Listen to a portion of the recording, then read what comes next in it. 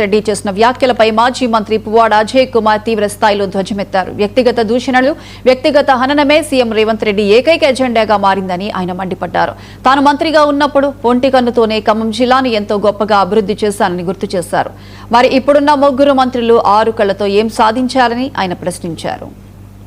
నేను ఒక విషయం అడుగుతా ఉన్నా, ఒక వ్యక్తికి 2 కళ్ళుంటే ఎంతో విజన్తో పనిచేస్తారు. నేను ఒక్కదాంతోనే నేను ఏం పని చేసినా అనేది ఈ జిల్లా ప్రజలకి, ఖమ్మం జిల్లా ప్రజలకి, ఖమ్మం ప్రజలకి తెలుసు. ఖమ్మాన్ని గతంలో ఎవరు ఊహించని విధంగా, ఎవరు చేయలేనంత అభివృద్ధి చేయడానికి నాకు ఆ లిమిటేషన్స్ లేదా మిత్రులారా, ఖమ్మం నగరంలో కానీ లేదా ఖమ్మం జిల్లాలో కానీ ఎమ్మెల్యేగా లేదా మంత్రిగా నేను ఒక కన్నుతో పనిచేసి చేసిన అభివృద్ధి మీరు 3 మంత్రులు ఉండి 3 × 2 అంటే 6 కళ్ళుతోనే నేను చేసిన దాంట్లో కనీసం 10వ వంతు మీరు చేశారా అని నేను అడుగుతా ఉన్నా, ఛాలెంజ్ చేస్తా ఉన్నాను.